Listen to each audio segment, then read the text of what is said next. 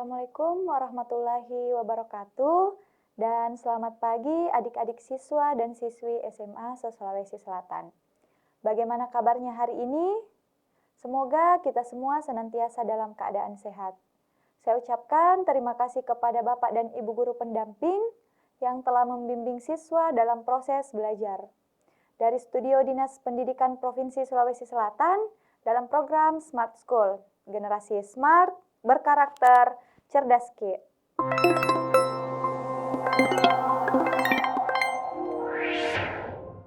Selamat pagi adik-adik. Nah, kembali lagi bertemu dengan Kak Dian. Kalau adik-adik bertemu dengan kakak, itu artinya kita akan membahas materi dan juga contoh soal terkait biologi. Nah, materinya itu terkait persiapan TKA. Adapun subpokok materi yang akan kita bahas pada kesempatan kali ini, yakni mengenai metabolisme karbohidrat. Nah, materi yang akan kita bahas spesifiknya itu mengenai yang pertama itu adalah tahapan dari metabolisme karbohidrat. Yang kedua, faktor yang mempengaruhi metabolisme karbohidrat. Yang ketiga, hormon yang terlibat dalam metabolisme karbohidrat. Dan yang terakhir atau yang keempat adalah penyakit yang berkaitan dengan metabolisme karbohidrat. Jadi hari ini adik-adik kita akan bahas poin A sampai dengan poin D. Sebelum itu kita harus lebih dulu tahu definisi dari metabolisme karbohidrat. Nah, jadi pada metabolisme karbohidrat itu merupakan serangkaian proses biokimia, yakni terjadi proses penguraian atau disebut juga dengan katabolisme dan terjadi proses pembentukan atau diistilahkan atau disebut dengan anabolisme, di mana molekul karbohidratnya itu berada di dalam tubuh. Jadi pada metabolisme karbohidrat terjadi dua proses, yakni katabolisme dan juga anabolisme. Nah, apa fungsi dari metabolisme karbohidrat? Ya, tentu saja untuk menghasilkan yang namanya energi dalam bentuk ATP. Energi ini dibutuhkan untuk aktivitas sel makhluk hidup, khususnya manusia. Selain itu, fungsi dari metabolisme karbohidrat yakni untuk menjaga kadar gula dalam darah. Lebih lanjut, untuk pembentukan cadangan energi agar sel-sel tubuh itu dapat berfungsi secara optimal. Jadi ini adalah definisi umum dari metabolisme karbohidrat.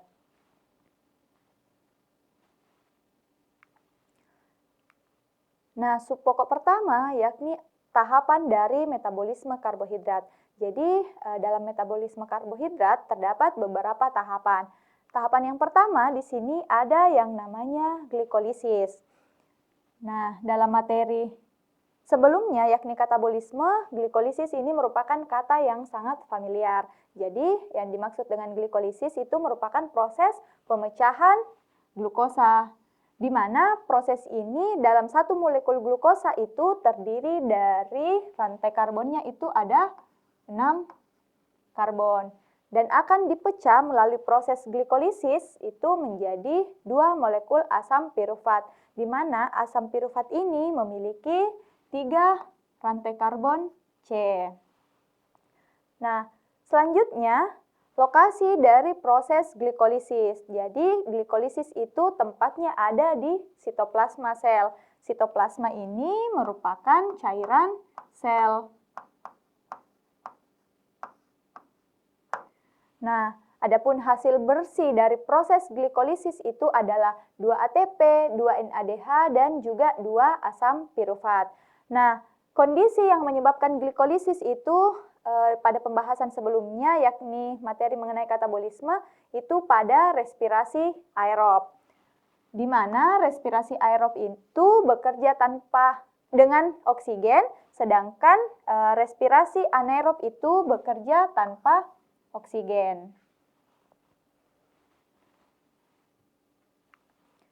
Tahapan kedua di sini ada yang namanya glikogenesis.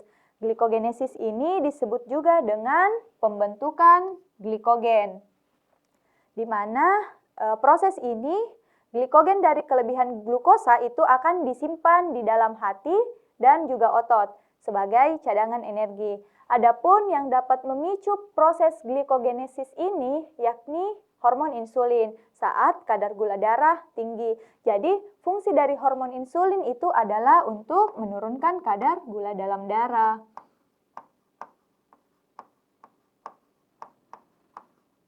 Nah, jadi adik-adik saat kadar gula darah seseorang itu tinggi, maka hormon insulin itu akan bekerja dengan cara menurunkan kadar gula dalam darah.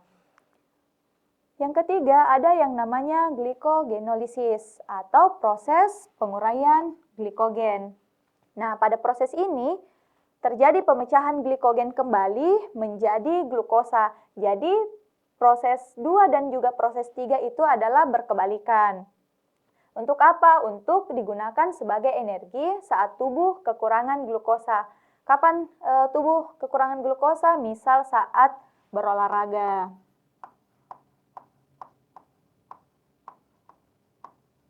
Atau juga misal contoh lainnya itu saat seseorang berpuasa.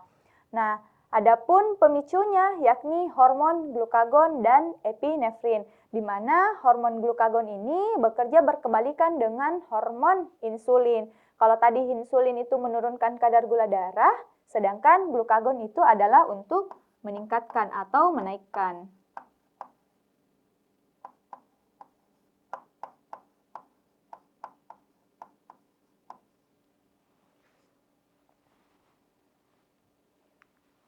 Tahapan keempat ada yang namanya gluconeogenesis atau pembentukan glukosa baru.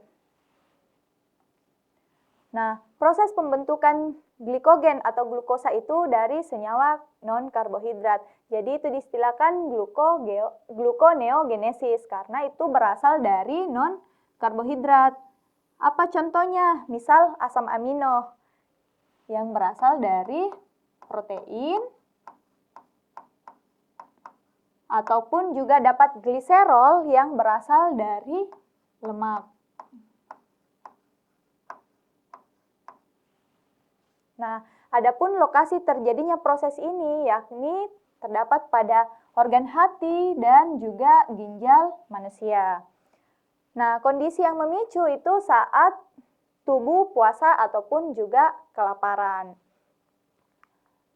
Yang kelima, ada yang namanya jalur pentosa fosfat, di mana ini merupakan jalur alternatif untuk pemecahan glukosa yang tidak menghasilkan ATP secara langsung. Jadi pada proses ini ATP-nya itu tidak dihasilkan secara langsung. ATP-nya itu dalam bentuk NADPH yang akan berperan untuk sintesis lemak dan juga ribosa yang akan berperan dalam sintesis asam nukleat. Asam nukleat di sini yang mana dimaksud? Yakni berupa DNA dan juga RNA. Jadi ini merupakan 5 tahapan dari proses metabolisme karbohidrat. Materi selanjutnya yakni faktor yang mempengaruhi. Jadi terdapat faktor yang mempengaruhi dari proses metabolisme karbohidrat. Apa saja? Yang pertama yakni hormon. Jadi hormon itu merupakan senyawa kimia yang berperan dalam proses metabolisme. Dalam artian di sini metabolisme karbohidrat karena hari ini kita sedang membahas karbohidrat. Jadi hormon yang berperan dalam metabolisme karbohidrat itu dapat berupa hormon insulin dan juga glukagon.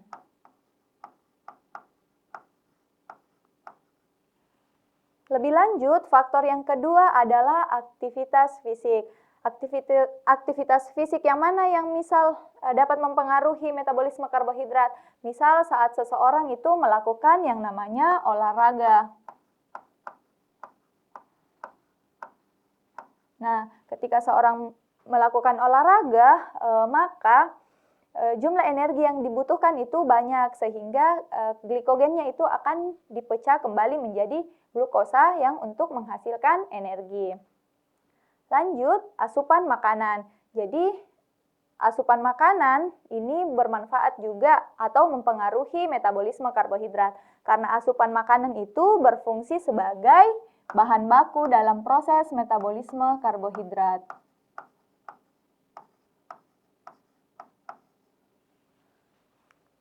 Lanjut bagian D, usia dan juga komposisi.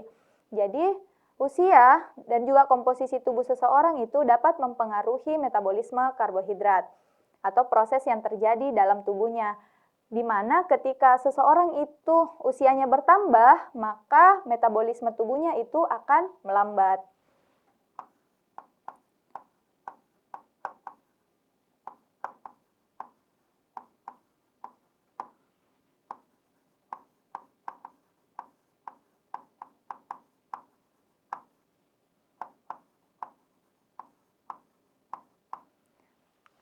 Nah, selanjutnya adalah kondisi fisiologis dan stres.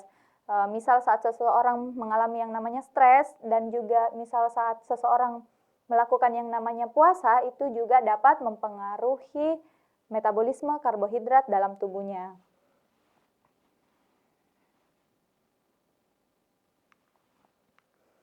Sekarang kita masuk ke bagian C, yakni hormon yang terlibat.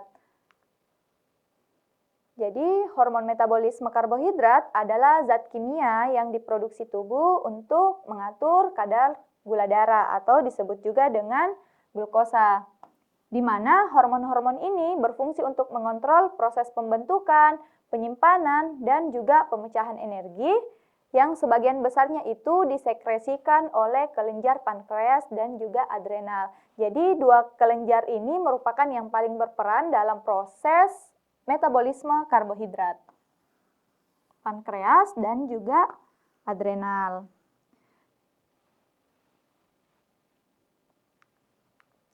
Nah, yang pertama itu adalah hormon yang berasal dari pankreas. Ini terbagi atas dua adik-adik. Yang pertama itu ada yang namanya hormon insulin. Jadi, hormon insulin ini disekresikan oleh sel beta pankreas.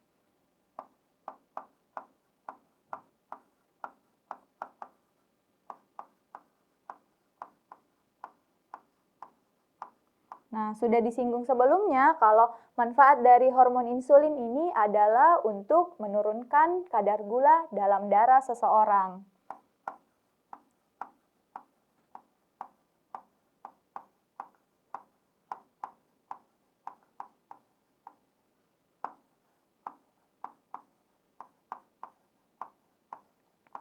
Nah, adapun yang kedua yang disekresikan oleh pankreas ada yang namanya glukagon. Glukagon ini disekresikan di sel alfa pankreas.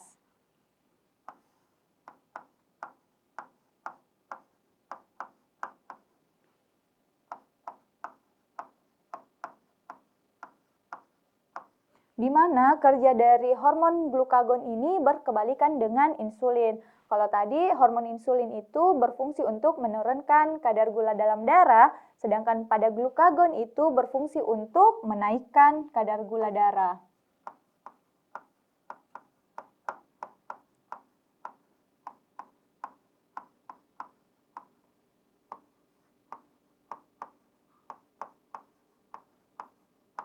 Jadi, kedua hormon ini disekresikan oleh kelenjar pankreas, di mana fungsi dari keduanya itu berbanding terbalik.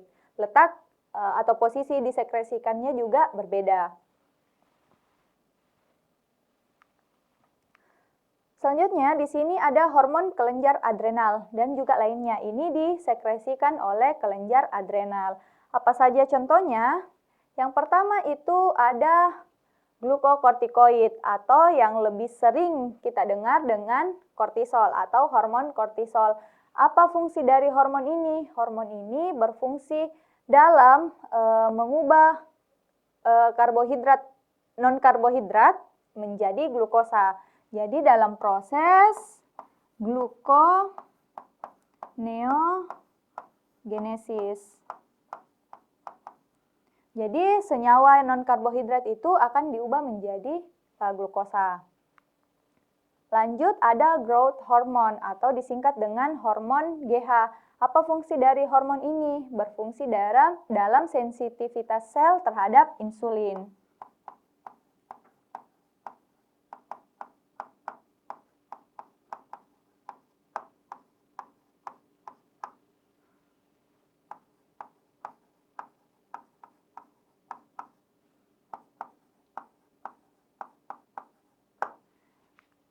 Dan yang terakhir ada yang namanya hormon adrenalin atau disebut juga dengan epinefrin, di mana hormon ini itu adalah hormon yang bekerja saat tubuh itu membutuhkan energi dalam waktu yang cepat. Misal saat seseorang itu beraktivitas fisik, misal olahraga.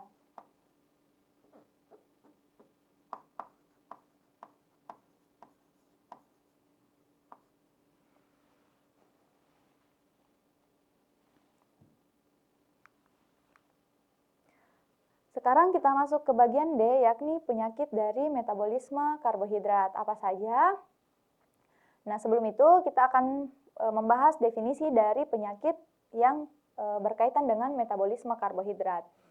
Nah, penyakit yang berkaitan dengan metabolisme karbohidrat merupakan kondisi di mana tubuh tidak mampu mengubah, memecah, atau menyimpan gula dengan baik. Hal ini paling sering dipicu oleh resistensi insulin, produksi hormon yang tidak memadai, atau kelainan bawaan yang merusak enzim pemecah glukosa. Jadi ini merupakan definisi dari penyakit metabolisme secara umum. Nah, apa saja contoh dari penyakit metabolisme karbohidrat? Yang pertama itu ada yang namanya diabetes mellitus. Jadi diabetes mellitus itu merupakan penyakit yang terbagi atas beberapa tipe.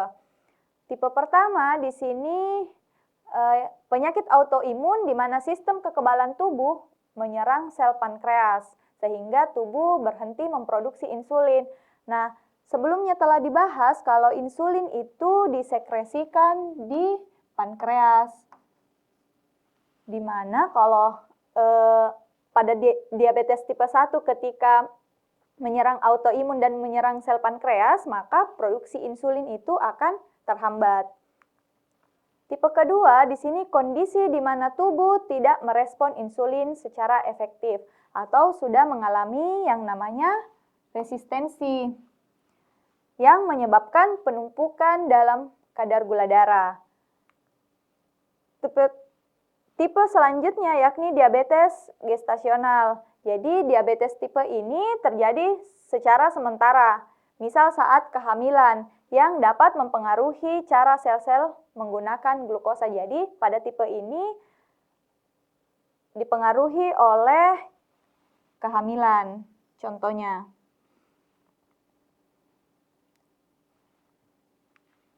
Nah, penyakit kedua di sini ada yang namanya sindrom metabolik. Sindrom metabolik itu merupakan kumpulan kondisi medis yang terjadi secara bersamaan. Dapat berupa peningkatan tekanan darah, kadar gula darah tinggi, lemak berlebih di sekitar pinggang, dan juga kadar kolesterol yang mengalami yang namanya abnormal atau dalam kondisi tidak normal.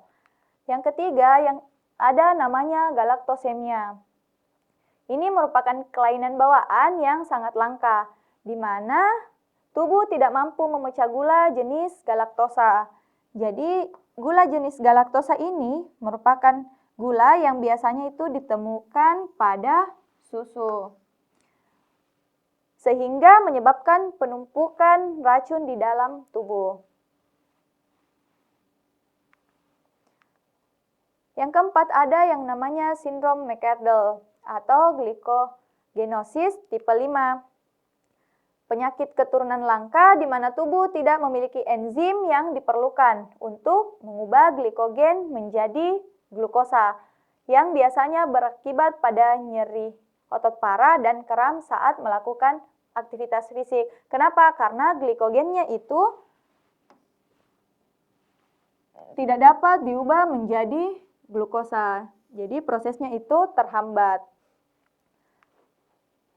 Yang kelima ada yang namanya intoleransi fruktosa herediter. Yang mana yang dimaksud?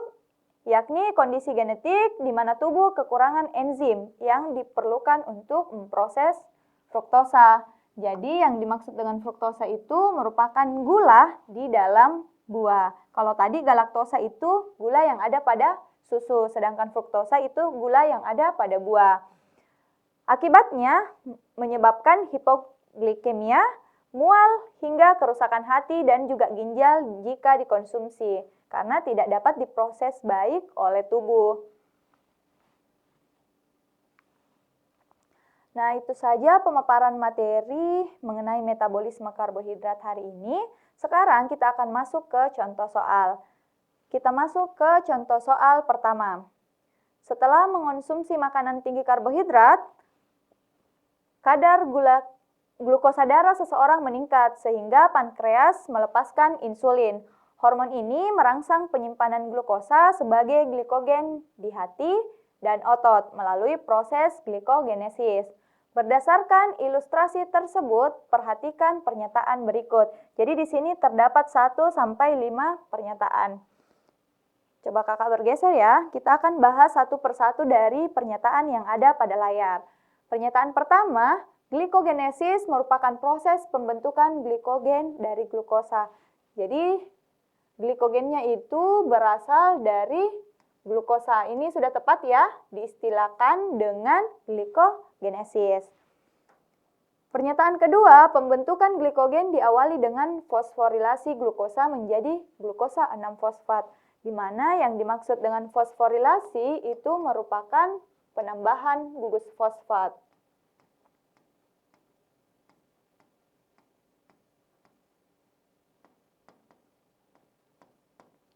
Sehingga dari glukosa itu menjadi glukosa 6-fosfat. Pernyataan ketiga, enzim glikogen sintase berfungsi memecah glikogen menjadi glukosa.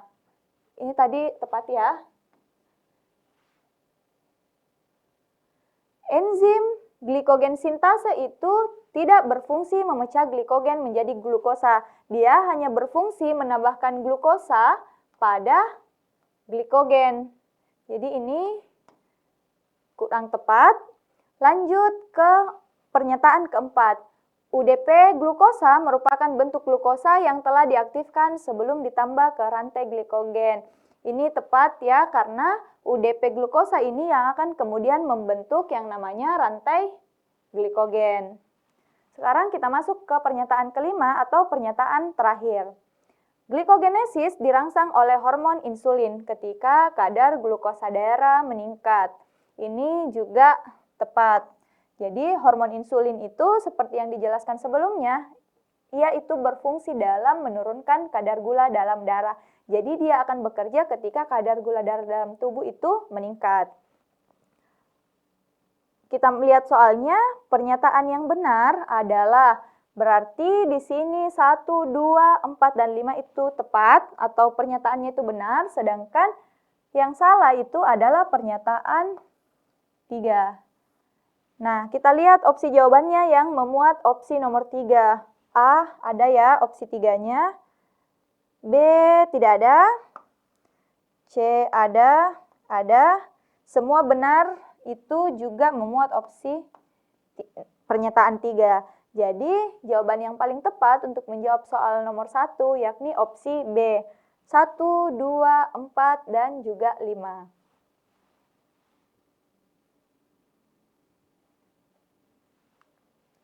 Sekarang kita masuk ke contoh soal nomor 2. Seorang siswa mengikuti kegiatan lari jarak jauh selama 60 menit tanpa mengonsumsi makanan. Selama aktivitas tersebut, kadar glukosa darah mulai menurun, sehingga tubuh mengaktifkan mekanisme untuk mempertahankan suplai glukosa bagi sel-sel tubuh. Jadi di sini adanya penurunan kadar gula dalam darah orang tersebut. Pertanyaannya, hormon yang paling berperan dalam meningkatkan kadar glukosa darah pada kondisi tersebut adalah opsi A, insulin karena meningkatkan penyerapan glukosa oleh sel dan merangsang pembentukan glikogen. Pada bacaan di sini terjadi penurunan kadar glukosa, sedangkan insulin itu bekerja saat kadar gula darah itu tinggi. Jadi opsi A itu tidak tepat. Opsi B, aldosteron karena meningkatkan reabsorpsi natrium yang secara langsung menaikkan kadar glukosa darah. Jadi hormon ini berperan dalam reabsorpsi natrium, tapi tidak secara langsung berperan dalam menaikkan kadar gula darah. Jadi ini juga tidak tepat. Opsi selanjutnya opsi C. Hormon pertumbuhan atau hormon GH karena mempercepat sintesis glikogen di hati sehingga kadar glukosa darah segera meningkat. Jadi hormon ini memang bekerja seperti itu, tapi ini bukan hormon utama dalam meningkatkan kadar gula darah. Jadi ini juga tidak tepat. Lanjut ke D, tiroksin, karena meningkatkan penyerapan glukosa oleh sel, sehingga kadar glukosa darah tetap stabil. Jadi hormon ini tuh berperan dalam laju metabolisme. Dia tidak secara langsung berperan dalam meningkatkan kadar glukosa dalam darah. Jadi ini juga tidak tepat. Lanjut opsi E, glukagon karena merangsang glikogenolisis dan gluconeogenesis di hati, sehingga kadar glukosa darah meningkat. Jadi ini tepat. Jadi jawaban yang tepat atau opsi yang tepat untuk menjawab soal nomor 2 yakni opsi bagian E, glukagon.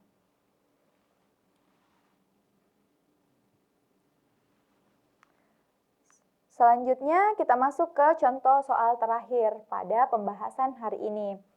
Seorang pria berusia 50 tahun mengeluhkan sering haus, sering buang air kecil, mudah lapar, dan berat badannya menurun.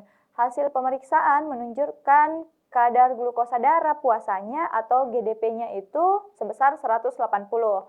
Dokter menyatakan bahwa kondisi tersebut disebabkan oleh gangguan hormon yang berperan dalam metabolisme karbohidrat. Jadi berdasarkan kondisi ini itu merupakan seseorang yang mengidap penyakit diabetes mellitus.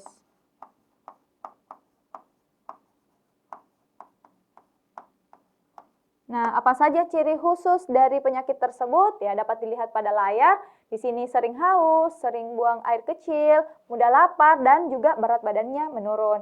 Dan setelah melakukan pemeriksaan GDP itu sebesar 180. Jadi ini kategori tinggi. Pertanyaannya, penyebab yang paling tepat dari kondisi tersebut adalah opsi A, kekurangan enzim amilase. Jadi enzim amilase ini bekerja untuk pencernaan, di mana dia itu bekerja untuk pencernaan karbohidrat.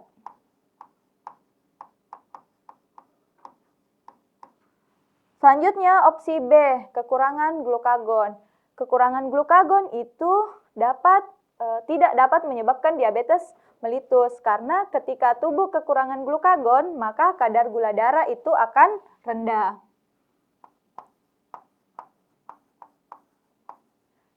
Nah, opsi C, kelebihan insulin. Kelebihan insulin juga dapat menyebabkan kadar gula darah rendah karena produksi hormon insulin itu bekerja untuk menurunkan kadar gula dalam darah. Lanjut opsi D, kekurangan atau resistensi insulin. Kekurangan dan resistensi insulin itu merupakan penyebab dari diabetes mellitus. Kita bahas opsi E, kelebihan hormon tiroksin. Hormon tiroksin ini adalah hormon yang mempercepat laju metabolisme.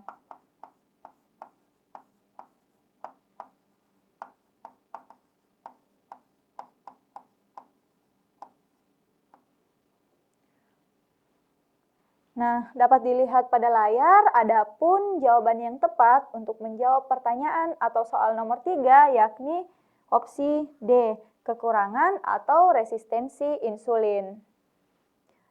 Nah, adik-adik, itu saja pemaparan materi dan juga contoh soal terkait metabolisme karbohidrat hari ini. Semoga materi yang kita pelajari hari ini dapat bermanfaat. Sekian dan terima kasih. Wassalamualaikum warahmatullahi wabarakatuh.